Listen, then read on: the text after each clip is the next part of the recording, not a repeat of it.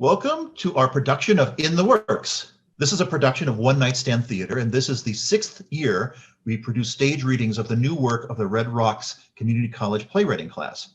My name is Jim O'Leary, and I'm the artistic director of One Night Stand Theater and your host for these 6 plays. For this production, we've gathered actors from One Night Stand Theater and Red Rocks, as well as many of our regular directors from One Night Stand. The plays we're presenting here have never been seen before. You are their first audience. And I've asked our playwrights to share some thoughts about their plays, what inspired them to create these stories. So our first playwright says the following about his play. I wrote this piece like I do with most pieces. I saw an idea similar to it used elsewhere and thought it wasn't used to its fullest extent. I wanted to explore the trope of a secret gone too far and ended up with a strange, zany piece about the world of business. Our first play is titled Junglr by Liam Leiren. Cast of characters. Omar is a young, sheepish software developer who has spent the last few years working on an app known as Junglr. This app could change the world if it were actually real. Quincy is kind of an ass. He's a young American psycho business elite with a trust fund, and his dad knows a good lawyer. Arthur Dervitt is an old, joyless businessman past his prime. His company is failing, and Omar's app is his last chance at making it big. The setting is an urban coffee shop around midday. Despite being downtown, this place does not get a lot of traffic and is always empty. There are several small tables and chairs. Towards the back of the room is a pathetic condiment bar where sugar and milk are stored.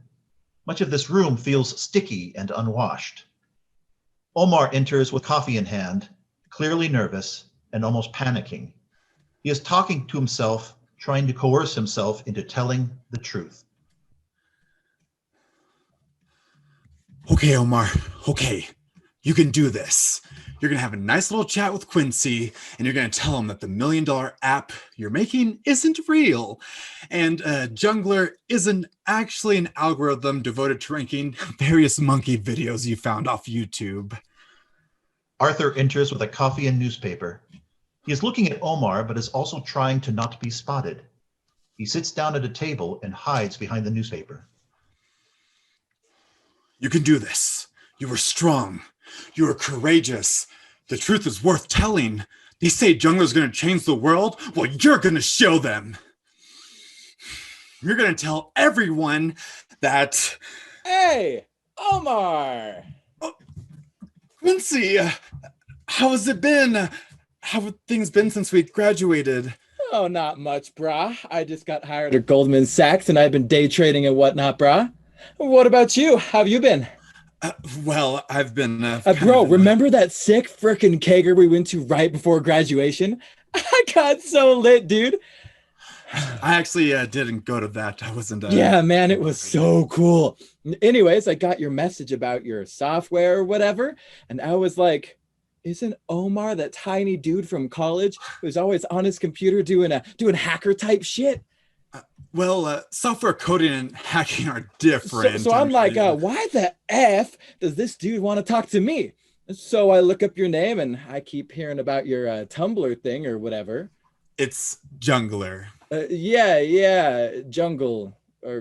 Well, I find a Forbes article about it and I'm like, what? Omar making an app? So I start reading all about it and its chain block potential and database network and firewalls and, all that shiz. Yeah, I don't even know how I got that article. Half of what's in it doesn't even make sense. I'm almost certain they confused me with Tumblr. Well, I keep researching this $1 million jungle thing, and I realized why you wanted to have this meeting. Yeah, I called because I need help. Everyone else I reached out to wants money now that they've heard about the app. Of course you need help. Even an idiot can see the situation you're in. They can? Oh, so you realize I'm in over my head? Oh yeah, I knew that when I first read about Jungle. Oh, thank God. I thought that no one knew. That is so relieving. We'll have to tell people everything. Well, then I suppose the next step would be to buy your app and start tell everyone the whole thing is fake. I knew from the minute I read about Jungle that you wouldn't have funding or an accountant. You are in over your head if you think you can make $1 million app and manage the expenses. So that's why I, and more importantly, Goldman Sachs, want to buy you and your app. Oh, I don't think this is what's right. What's right? Omar, buddy, this is business. There's no what's right or what's wrong. The only thing is what makes $1 million and what doesn't. And buddy, you're gonna make $1 million. I don't really think this app is what you're looking for. It's something I started back in our dorm room. It's really not that special. I mean, it's like humble beginnings, blah, blah. Listen, Google started in the back of a car or garage or crack house or something, but that doesn't matter now. When you're super duper uber rich, you'll forget what the word humble means. I don't know what I should do. That's a lot to take in. Listen, I get it. It's a lot to realize you're going to be filthy, stinking rich. So I'll give you a moment and go hit the John, maybe get myself a coffee. Do you want anything? You're paying though, Mr. Moneybags. Quincy walks off. What am I to do? What am I to do? Hey, Omar. Omar, long time no see.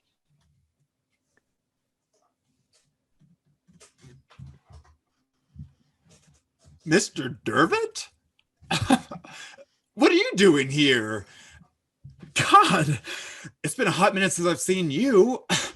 What are you doing here? You can call me Arthur, Omar. How long has it been since we've seen each other, since you left the company? It's been at least 8 years, I think.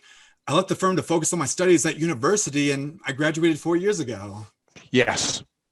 I remember old bright-eyed, college-faring Omar leaving us for better things. You still into coding and whatnot? Yeah, I still work on stuff, but it isn't kind to me these days. My work seems to precede me. I'm confused to see you in a coffee shop like this. Don't the heads of firm usually have coffee brought to them?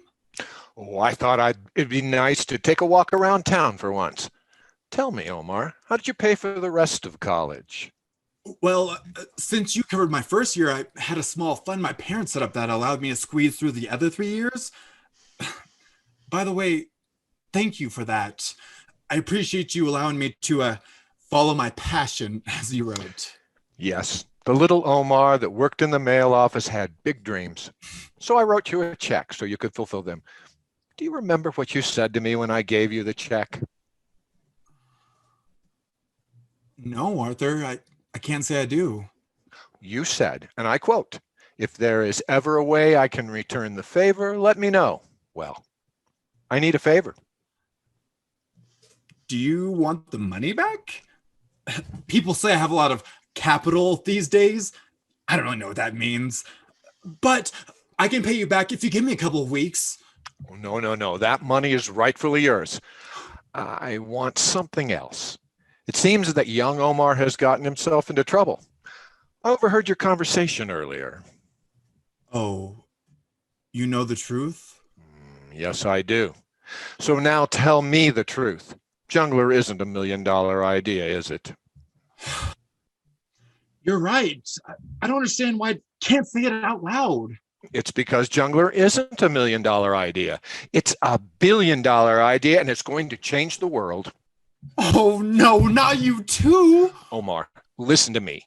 Your friend there, he's trying to undersell your idea. So once you sell it, you'll ultimately get a smaller piece of the pie. Now, I don't want to see Goldman Sachs cheat you out like that. I'm prepared to offer you a majority share if you allow me and the company to buy Junglr from you. You'll be loaded. No, Mr. Dervitt, I simply can't. This has gone on far enough. It needs to be stopped. Okay, I'm going to level with you, Omar. I need this. The company is going to go under, and I need something this big. Goldman Sachs, they'll recover. They always do. But me, old Arthur Dervitt's company ain't going to last much longer. Please, Omar, I need you to do this as a favor. I helped you, so you got to help me out now. Please, please, please. I'm broke, Omar. If I don't get this, I'm done. I've got nothing to fall back on. You got to help me out. Quincy returns with a coffee in hand. Ooh, well, well, well. Look who it is, Mr. Arthur Dervitt, Wall Street's living dinosaur. Why don't you head on back to the museum, Gramps? I'm certain they'll be searching for the missing exhibit any time now. Oh, can it, you punk. I was just telling Omar here how you were short selling his Junglr app, trying to cheat him out of billions. I think we were just about to sell it to me. Oh, Omar, really? You're gonna reject my offer and go with this geezer? Ouch, that kind of hurts. Did our time in college mean nothing to you? Guys, I really need to explain myself. This is all a big misunderstanding. I'm sorry, but Omar is doing this as a favor to me. He would be nothing without my help. Oh, your help. The only help he needs from you is how to run a business into the ground in your sundown years. Seriously, you guys need to let me talk. I'm just trying to... I may be old-fashioned, but at least I'm not some soulless scumbag trying to trick this lowly goddamn coder out of his rightful money. Hey, now wait a minute. Yeah, so what if I was? What's this nobody gonna do? Go against a company like Goldman Sachs? Yeah. I don't think you've ever made anything in your life. You are All not you've done even is need to go slice back a to the piece off of museum. this, Oh slice a my piece God, off of that. Will you two shut up? You're going to quiet down and stay quiet because I have something to say. There is no Junglr. At least not the one that Forbes wrote about, in truth. It's only an algorithm that ranks videos of monkeys I find off the internet. Everything that they said about it being a social media website is false. It's all a lie, and neither of you will make money from it. Arthur, I'm sorry, but there's nothing I can do to help your company. Quincy, I'm sorry I led you on. There's nothing to give to your bosses. I'm a fraud. My app is worthless. Hey, buddy, I told you you needed an accountant. This is the world of business, Omar. It doesn't matter if your Junglr thing is real, isn't real, and no company is. They're all vacant facades of success. I told you before, business isn't about what's right or what's wrong, or what's real or fake. It is about how much goddamn money you can make while faking it. He's right, actually. It's a soulless husk of a profession, and it'll claim us all in the end. So what do you say? Have we got a deal?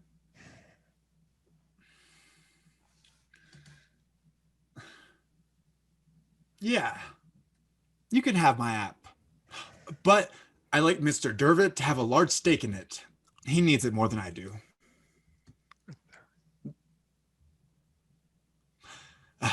Arthur, consider this the favor repaid. Sure, whatever, brah. I mean, it's your money. You could choose how you want to waste it. They all begin to exit. Hey, do you guys think that name Junglr is a little confusing? We don't want to get into trouble with Tumblr. It's legal's problem now. End of play. Great.